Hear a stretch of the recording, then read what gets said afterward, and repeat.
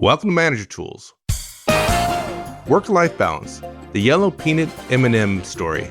Here we go. This cast answers these questions. How can I solve my work-family balance challenges? What can I do about managing my priorities? What do I do about my long working hours? Well, if you want answers to these questions and more, keep listening. Rather than having an ad here for one of our products and services, I'm using this time to make an announcement.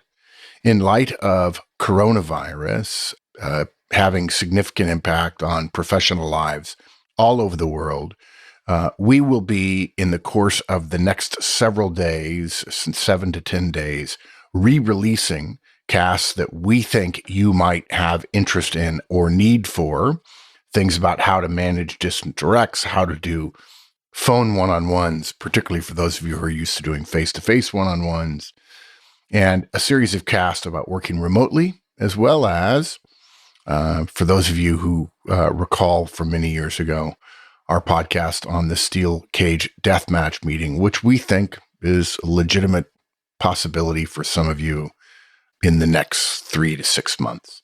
We thought I'd share that with you. Be looking for them in your feed.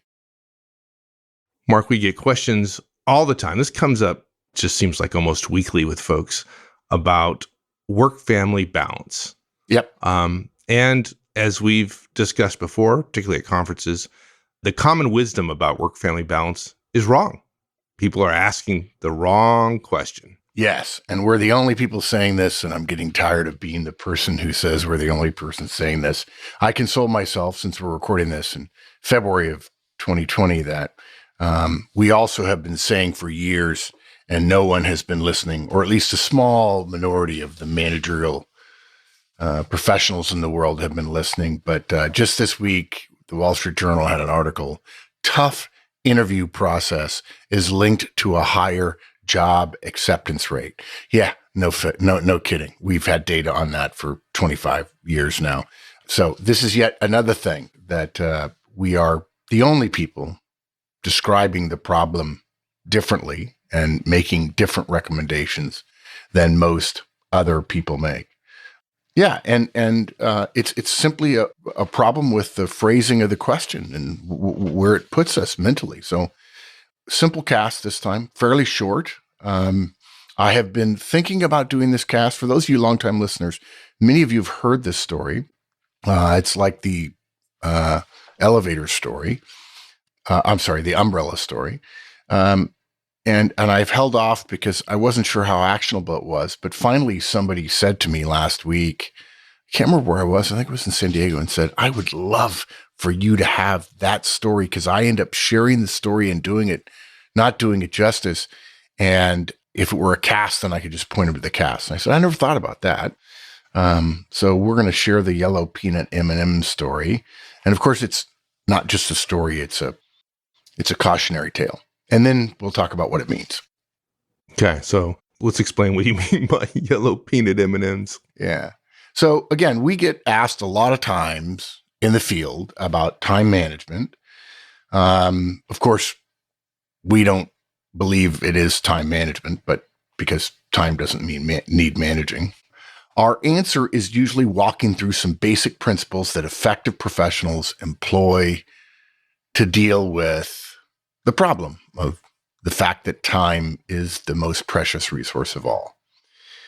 And we certainly have guidance about it, guys. If you don't know, if you're new, we have 20 to 30 podcasts about time and priority management, schedules, calendars, and so on. If you're struggling in your new role as a manager, for instance, or even if you're just a fairly inexperienced professional, just starting your professional life, your professional career, that feeling you have of having too much work and not enough time is normal.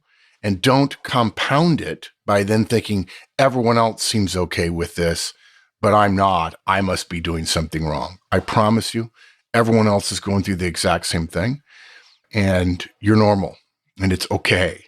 And yes, there should be classes on that. And yes, it would help, but it's not going to happen. So that's why there's Manager Tools. And when we get talking about the time / actually priority management and work-family balance, folks want to know how to deal with the stress that comes from this, right? I've got too much to do. I don't have enough time. And a good analogy is basically to solve the problem of fitting 10 gallons of stuff into a 5-gallon bag. That's how most people feel. But the stress we feel is a function of the relative importance we attach to the various parts of whatever's in that 10 gallons. If there's one thing that's important that takes one of those 10 gallons and the other 9 things aren't important, you don't even need to put the other 9 things in the 5-gallon bag. You could just throw any of the 4 in there and you're good. And you wouldn't feel any stress at all about what didn't get in the bag. Okay. But if everything is of equal importance, in other words, you haven't thought through your priorities and made tough choices and accepted some risk by saying, this is my number 1, and the one that I then list as number 4, I'm probably going to be more comfortable with the idea that I didn't nail that one down. If you have priorities, you create visible risk, knowable risk to yourself. Whereas if you don't do the hard work of choosing priorities, there's no risk. There's no extra risk with missing any of them. The problem is you then have to do all of them equally, and you end up spinning plates and inevitably failing. In fact, I would say 60 to 70% of professionals spend their life doing that very thing, particularly so among managers. I'm not going to choose my priorities. I'm going to try to get everything done. This then creates enormous problems when you become a mid-level manager, senior manager, director, senior director, junior VP, because you think your job is to do it all. And then you wonder why your home life suffers and you become burnt out. So when we get into these conversations in the field, that's when I share the yellow peanut M&M analogy or story. And here it is. The problem with work-family balance issues, or the work-family balance problem, is the problem statement itself. Think about the idea of keeping 2 things in balance. That's what work-family balance is, right? If you think of a seesaw or a teeter-totter or even a set of scales, when one side goes down, the other, by definition, must go up. What this causes with us, because we're trying to solve a balance problem, what it causes for us emotionally as professionals and family members is a feeling of losing even when we've made a choice that we think is helping us win. Every single time you choose an hour with family or an hour with work, you have concomitantly a failure of an hour at work or a failure of an hour at home. Failure accompanies every one of your successes. Every minute you spend with your family is a minute you spend away from work. Every minute spent at work, generally speaking, outside of 9 to 5, even if there might not be any family members at home, becomes a feeling of failure relative to our families for many of us in many cases. So many of us, a terribly high percentage in my estimation, end up in a constant state of failure and priority fatigue and a sense of disillusionment, disappointment. I mean, I hate to get too scary, but self-loathing about the fundamental question in apportioning our most precious resource, which is time. Okay. And again, this is all because we're asking the wrong question. We ask ourselves how to balance 2 things, work and family, when those 2 things are so unequal, so not even in the same league equal, it's almost absurd. For instance, how many times have you ever heard work first, as opposed to the common phrase everybody hears, family first, right? How many times have you heard an obituary which suggested that the one failure of the deceased was not enough time at the office, not enough time away from her family, right?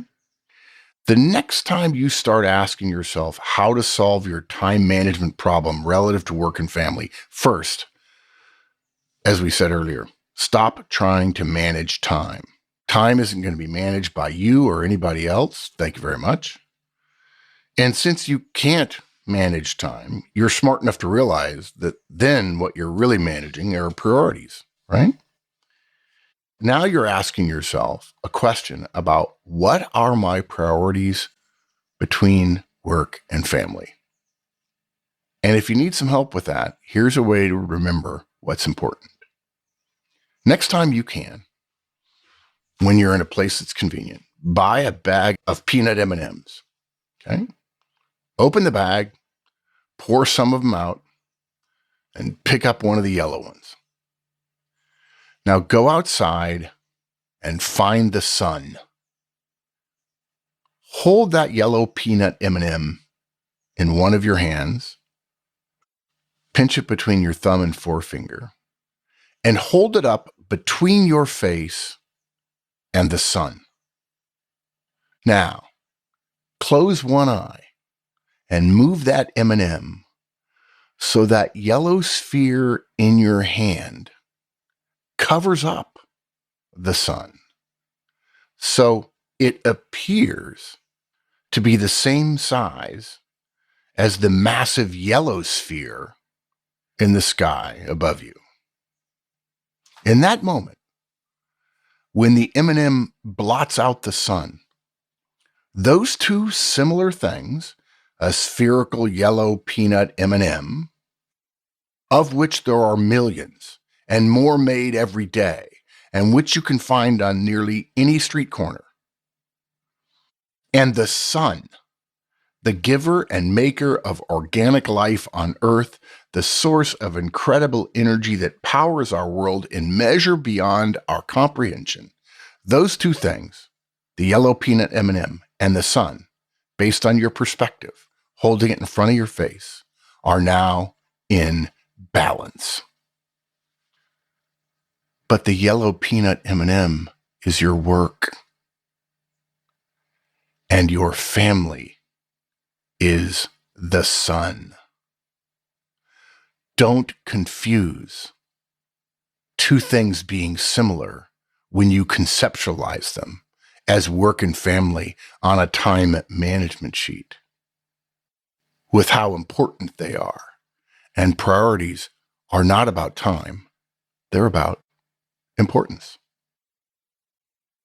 Folks, we'll be in London, the United Kingdom, March 30th and April 1st with the Effective Manager and Effective Communicator conferences. We're conveniently located, as we often are, near Heathrow. So it's more convenient for those folks flying short flight in from Europe, from the continent, as it were. Register on our website at manager-tools.com/training to save yourself a seat. See you there. So what does that mean to listeners?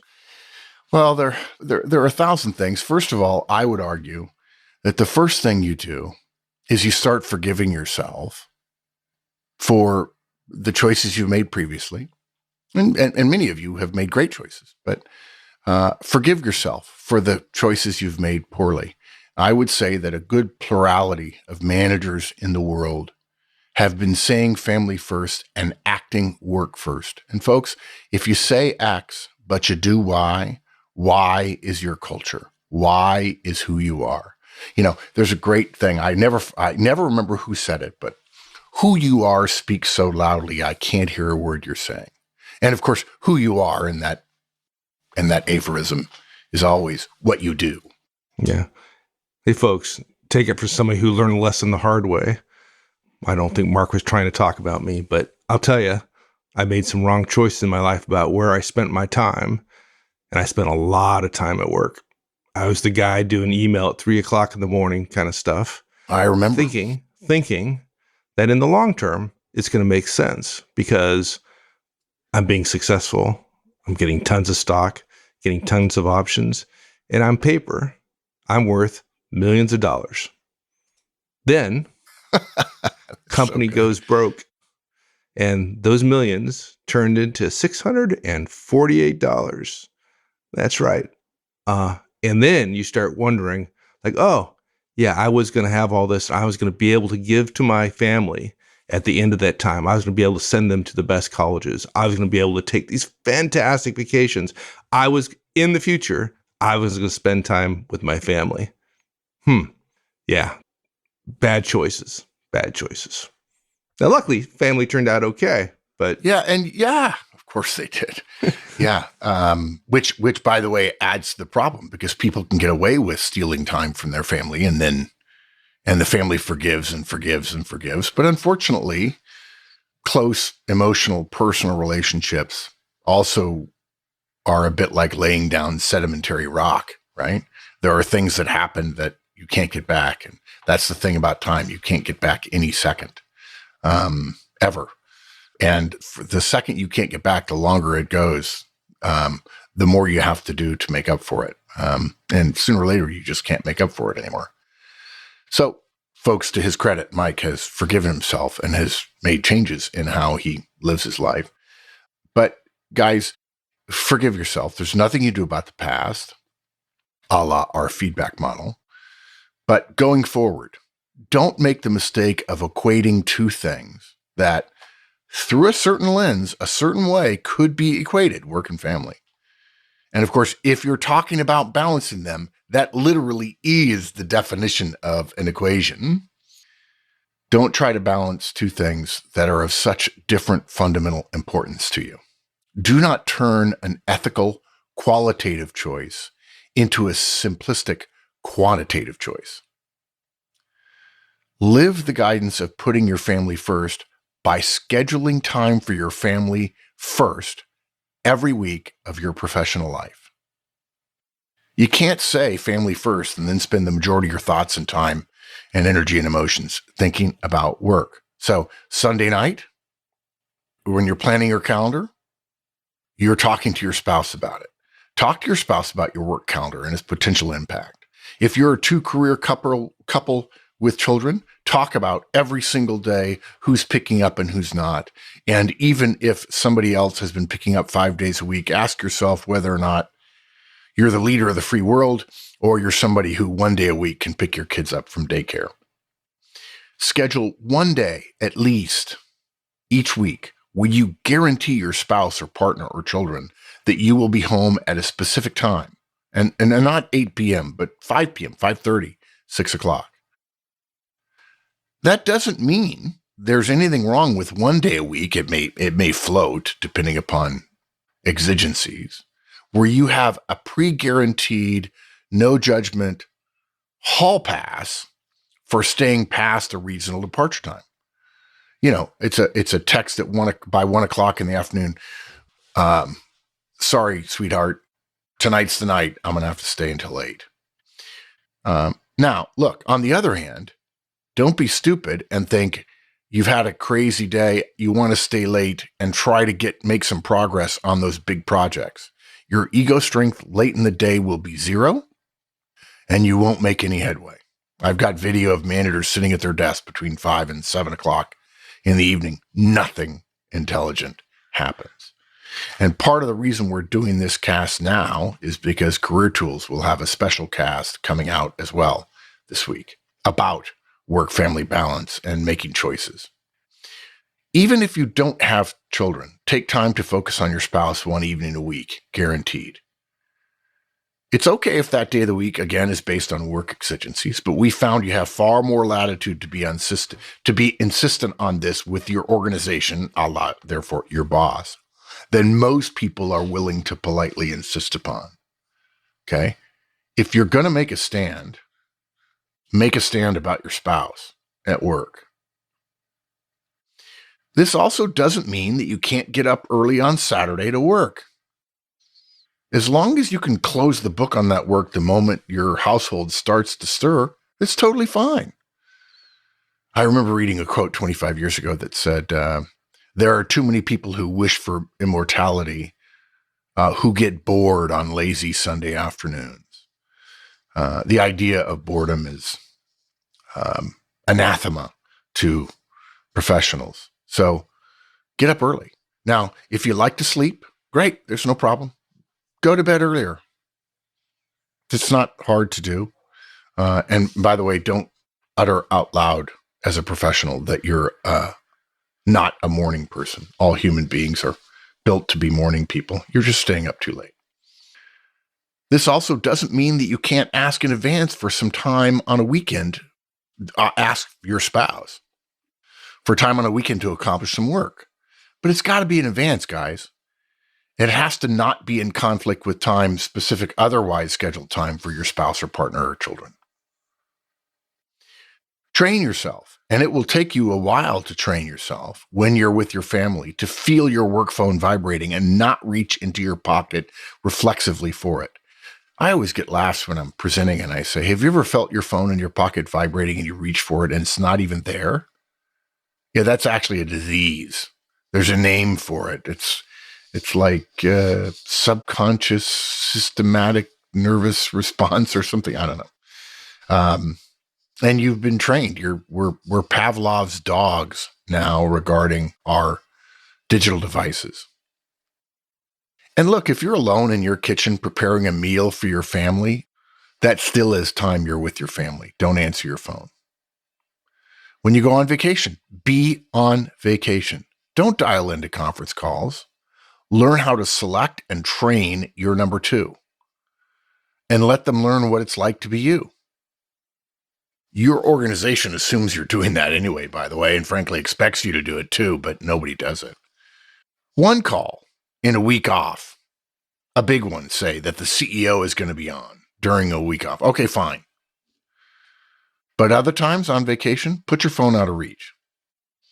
Mike, you used to tell me stories about going down to the Outer Banks, and you would take 2 weeks of vacation in a row because you needed the 2 weeks because it took you a week to decompress and overcome that sense of always onness before during the second week you were at peace about everything. And that was really your vacation week. Yeah, because I had that disease where my thigh vibrated and I reached for my phone, and I wasn't smart enough at the time to do things like not work at all.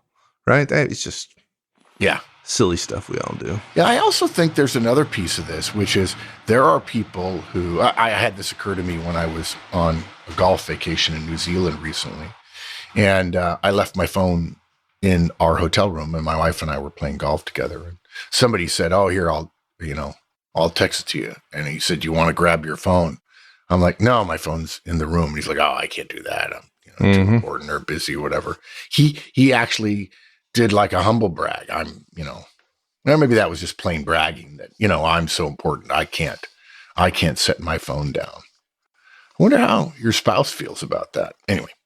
Yeah. And folks, I'm not laughing at this guy. I'm laughing at myself because almost all these things I remember doing I've done. Yeah. Guys, it's not like we knew all this stuff when we were born. We're doing Maneater Tools because we're trying to keep you from making the stupid mistakes we did. And some of the stupid mistakes we made is because we didn't know what we're doing. And some of the stupid mistakes we made were because managers and executives above us didn't take the time to tell us what was going on. And they expect you to learn the hard way.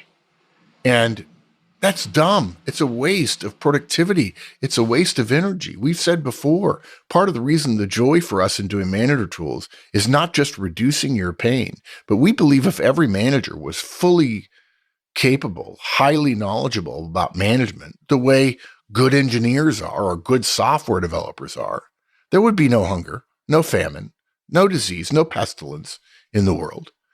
Because human organizations would be so much more massively productive. There'd be so much more profitability. More money will be donated to places that need it. And companies would produce more with the same number of people that could address the problems that the world is facing. Now, look, guys, we know our bosses play a role here. But it's more of an offstage role than most of us are willing to create under the circumstances. If your boss refuses to allow you to do some of the things we're talking about here, then your boss is telling you your priorities are wrong, which you will look back on later in your career, and we promise this, Mike and I both, as a mistake in acquiescing to. Our guidance there is get a different boss and make a note in your Delta file. If you don't know what that is, go search for it at maneater-tools.com. at the Map of the Universe page. Yeah, that may be one of the most unspoken key decisions that you make as a professional. Who do you work for? Yeah. And look, there's much more to be done here, guys. And we have tons of casts for it. And for those of you who are licensees, at the bottom of the show notes, there will be a mentioned section, as you know, and there'll be links to all the related shows to help remind you to put this back into the rotation as something you need to keep from sliding down into the abyss on. There are smaller efficiencies to be gained here, and all those can add up, and they're good. But guys, all the tactics in the world won't help that sense of failure that you're going to start feeling if you don't have the right big picture strategy. Sometimes we're given the gift of realizing that the right thing to do is the hard thing to do. And I can summarize this podcast in a couple of sentences. First of all, your family is the sun. When it comes to your struggle with work and family, don't search for balance. Make your family your first priority with your choices about where you spend your time, and make work your second priority. When you get the big choice right, the small choices won't sting you as often or as much. Your family is the sun. Well said. I wonder how many new folks to Manager Tools would be surprised by this. I'm curious. Yeah. Folks, we have a long-term licensee shout out to share with you this week. Mahmoud Hanif has been with us essentially since the very beginning. If I'm not mistaken, based on our records, he came to one of our very first public conferences in Chicago in March of 2008. He's been a licensee, I think we can safely say forever, or very nearly so. Mahmoud, we're thrilled that you trust us with your professional and managerial guidance. We're thrilled to be able to serve you. And as we come up on our 15th anniversary, we hope we can do it for many more years to come. Thanks for being part of our community. Thanks, dude. Thanks, Pardo. Thanks, everyone. We'll see you all next week. In the meantime, have a great one. So long.